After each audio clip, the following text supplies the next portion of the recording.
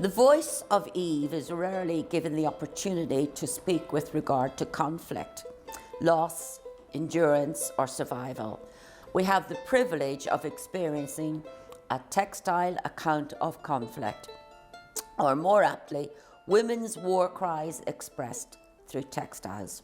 This collection of quilts, apparellas, if I pronounced that correctly? Alpilleras. Alpilleras, and personal items is on collective viewing for the first time, and has been the passion of yourself, Roberta Bacic, of Ulster University for some long time with the assistance of Brice Doherty. So Roberta, congratulations on this major achievement. Perhaps you would tell the NVTV viewers the rationale, the personal commitment and the sheer hard work involved in the many years preparation of this exhibition. Well, it's a privilege to be at the Linen Hall Library.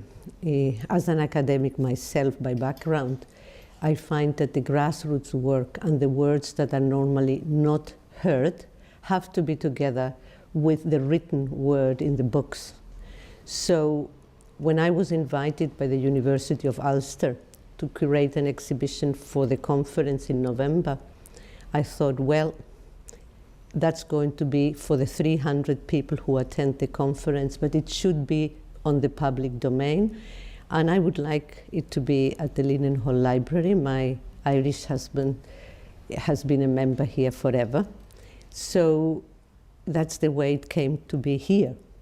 Now to the question of the pieces, how I selected the pieces. Well, the selection comes from the conflicts themselves and from my networking with the women who either have made them, have collected them, have them, or have bought them or acquired for specific reasons. So I call them the journeys. And the way to portray it was in connection to this exhibition is very special because it's only first-hand experience. That means that every piece you see, it's a woman who has lived it or experienced. It's not about the intellectual thinking of those conflicts or looking back to the conflict. They have been made in the moment of the events. I've had other exhibitions where you have present and past, but it's not a reflection into the past, it's a reflection in the present. So this is actually an exhibition of the experiential processing. Yes. Which can be quite rare at times in the art world. Yes, it can be. And I would say that the sewing gives the woman and the women lots of comfort. But I want to be very clear that it's not only work of women. It's the women who have made them. Mostly it's the women who have experienced these hardships of war or human rights violation, but it has been supported very much by men. So I make it to be an experience for women and men together in which women can show and portray their personal experience to men with regards to the sewing process. Now, I started with a collection of my own country, the arpilleras, that were born during the Pinochet dictatorship. And you'll see that they are small pieces of material, and the size comes from the flour sack that was divided into 6 pieces. And the women didn't want that their pieces would be portrayed as practical items. They wanted them to be something to be seen. A narrative. A narrative, but they also wanted the people who see them to engage. And it was a way during the dictatorship to send them out of the country and tell the stories that were happening and get international solidarity. On the one hand, for them, because the husband had been disappeared, were in prison, were in exile, or also to make the political pressure for Pinochet to go. So it worked in all those elements. But while the women were sewing, they were not predicting all what was going to happen. They were telling their stories in a safe place in which the woman who had a disappeared son could speak about that openly to another woman who had another relative or friend disappeared. So it's that connection between the intimate and the public and the intimate, that works so well together in the sewing and in this very slow process of stitching together, because you go stitch by stitch. But you can see that here you could have another piece of type. The art of creation, and in this case with textiles and sewing, and the process which requires complete concentration, therefore the mind is healing.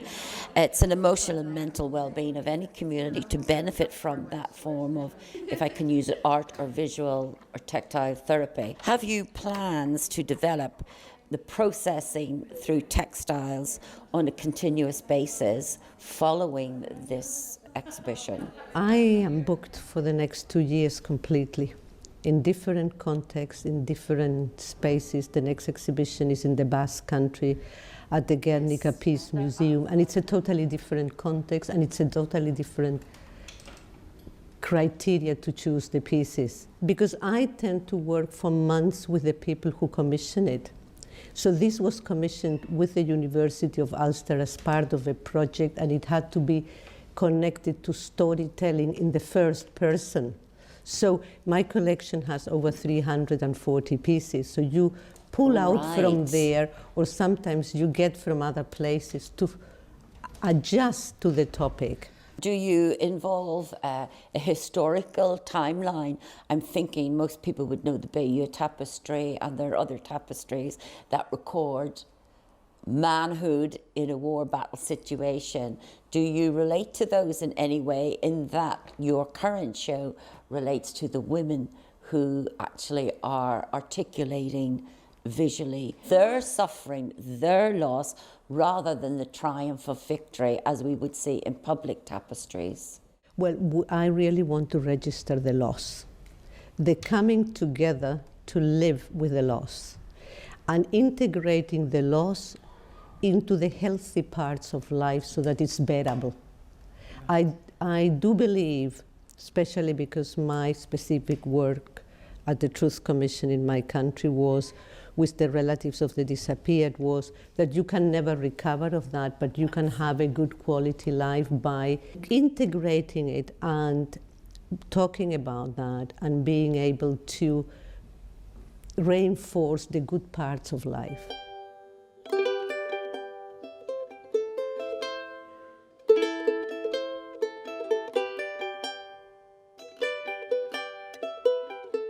Do you personally own this collection, or do you borrow them when you need to exhibit? They reside at this stage with me, but they are going to be public into a museum in the future.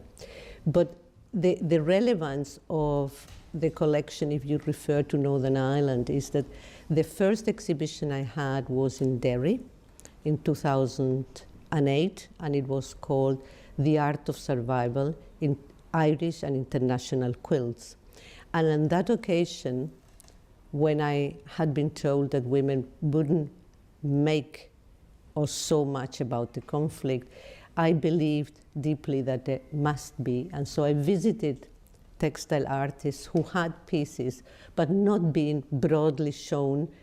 So some of the pieces you see here, the one that I put at the entrance, Common Loss. It has really marked my collection, the idea of speaking of the common loss. It's not one or the other, it's all together. But then I ran a project with Coleraine Borough, and we did stitching and unstitching the troubles. And from that project that lasted a year, we have the 3 pieces that are narratives of local women who, having seen the Chilean and others, got the courage to tell their own stories.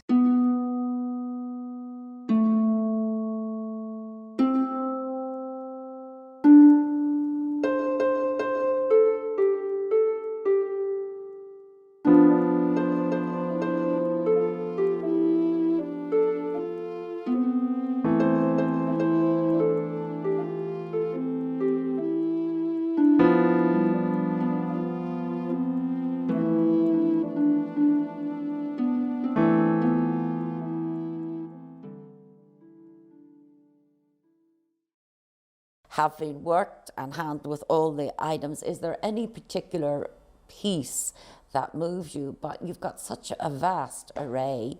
I wonder if that question can be answered. Well, it depends. It depends on different moments in your life. And I have pieces that connect especially to me because of what they depict.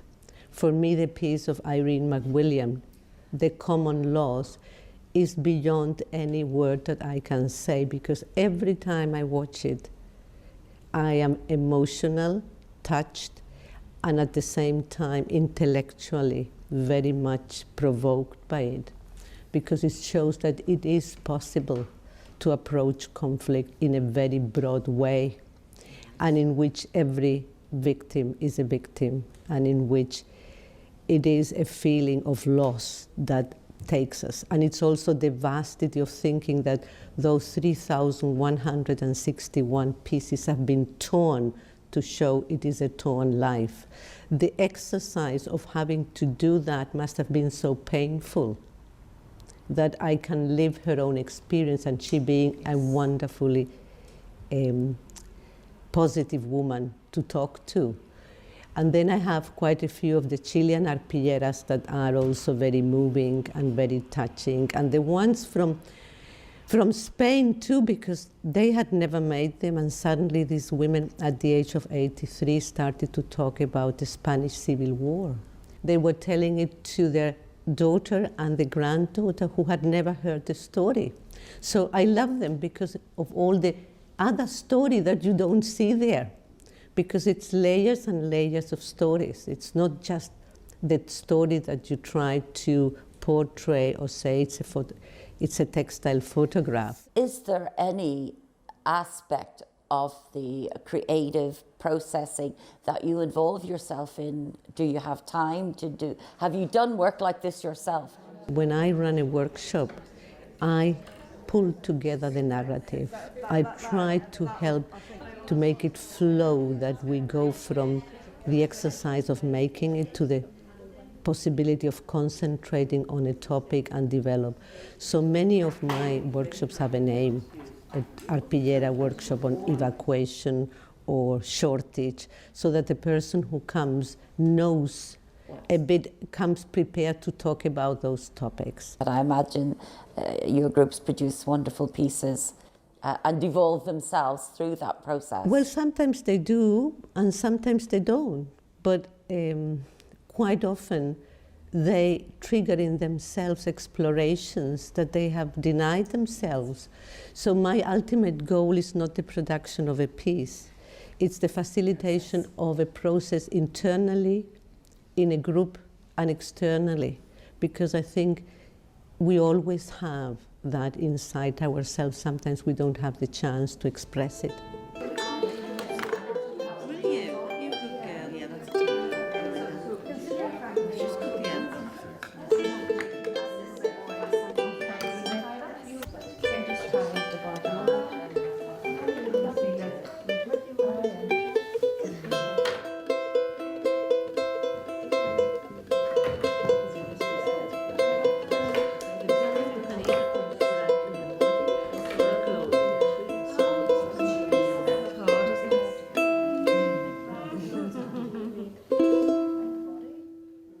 You spent formative years in Chile, and we have some pieces here that were done from the women during the troubles in that situation. Could you explain to us the political influences and how safe or unsafe it was to produce this work? Could you expand on that a little further? It's a very interesting question. The political arpilleras were born in 1974-75, immediately after the military coup on the 11th of September 1973. The women started to get together to share what was going on under the auspices of the Catholic Church and the other churches that facilitated safe space for the women to meet and talk about their problems. And they recurred to techniques like embroidery and sewing that were previously done for nostalgic folk culture, and they recurred to tell the stories in those pieces. Now, for the first 2 years, the women made many, many, many, and they were exported by the hundreds to countries in solidarity with the women and with the movements, but eventually they came to the eye of the military dictatorship. They had thought at the beginning that just women's work, it's irrelevant. Dismissive. Then if they say anything, who would believe them? They are ordinary women. And eventually it came to the fact that some of them would see some of the pieces in public spaces in Europe and the United States, so they were banned. So having an arpillera, buying an arpillera, and making an arpillera could be dangerous. You could be court-martialed. And we have quite a few testimonies of those. So in some of my catalogs, I even have photographs of newspaper cutouts saying that the women were doing awful things. I've noticed some of the images were quite stark today, images of torture. There's quite a few of those in the presentation. The political background to the creation of this, you've explained some, but within the South American, Colombian situation, did that stem from a form of repression, or where did the opening come for the women to find their way forward? The two pieces that you have from Colombia here are connected to the return of a community to their original land. They had been burned, their town had been burned by paramilitaries, and then they started by embroidering.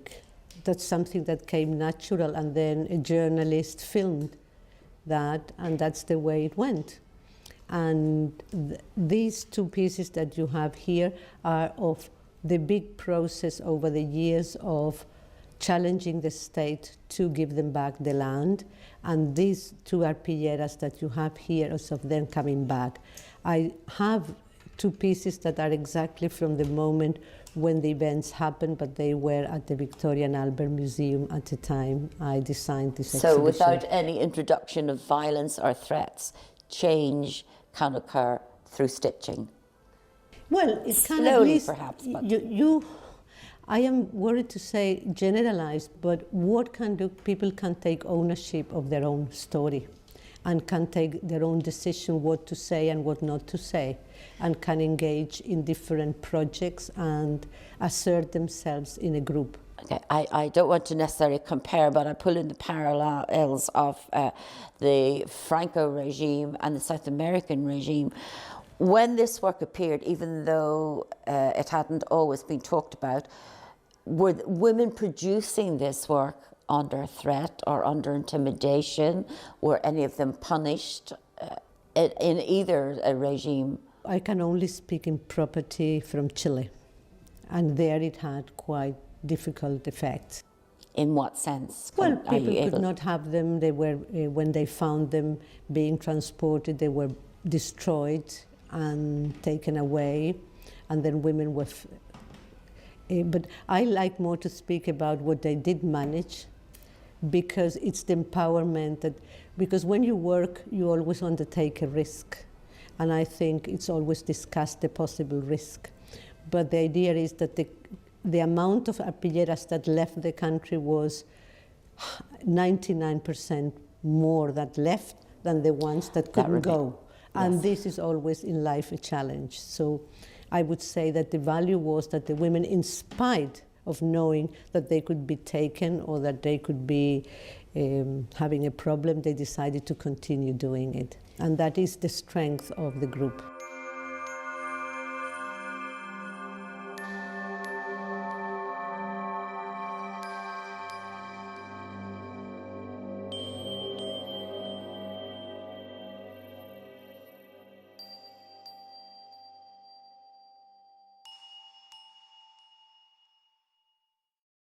May I ask you again, with regard and in context, the value or the significance of the tapestries as in Spain?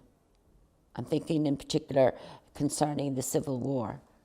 Well, you have in this exhibition 3 pieces. 2 were made in 2009 after visiting an exhibition of mine in Barcelona called The Politics of Chilean Arpilleras. So the women saw this exhibition, and 2 facilitators thought, oh, we'll bring this to our groups. So for International Women's Day 2009, they started making arpilleras. Never had seen one before, never had embroidered anything. And different topics appeared, but a recurrent topic out of the 59 pieces was the Spanish Civil War, a topic hidden for so many years.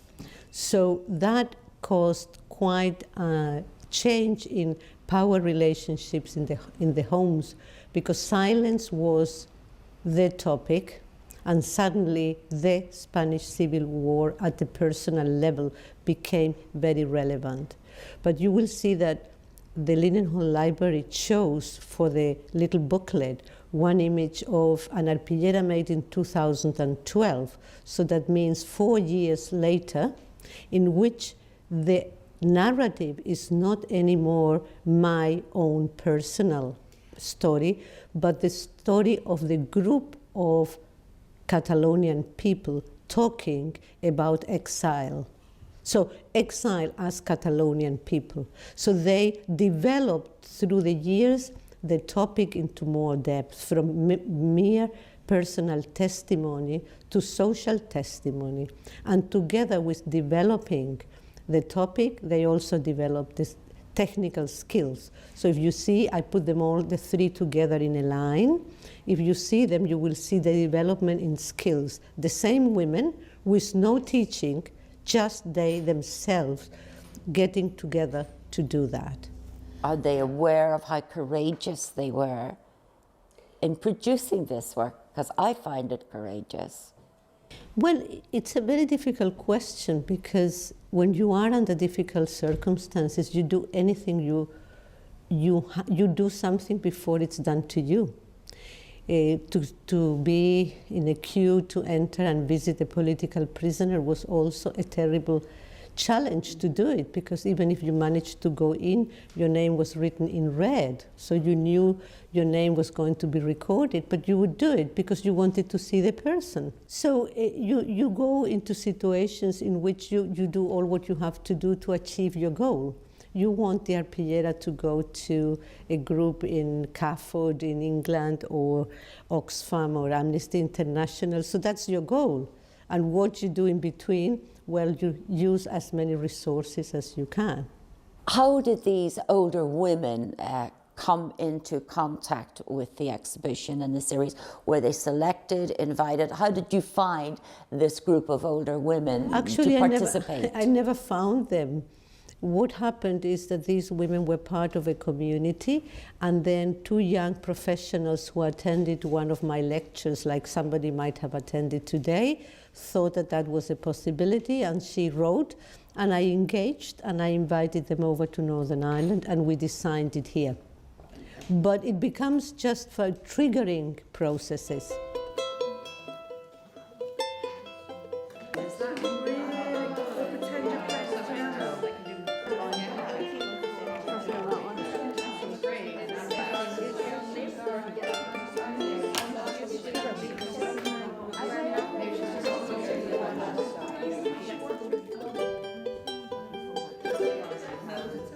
I think for me the most important thing is that people connect and link. The richness of this Linen Hall Library that's so old in time and has preserved written history here, and it can also talk to those written stories by other discourse, that is the stitch discourse.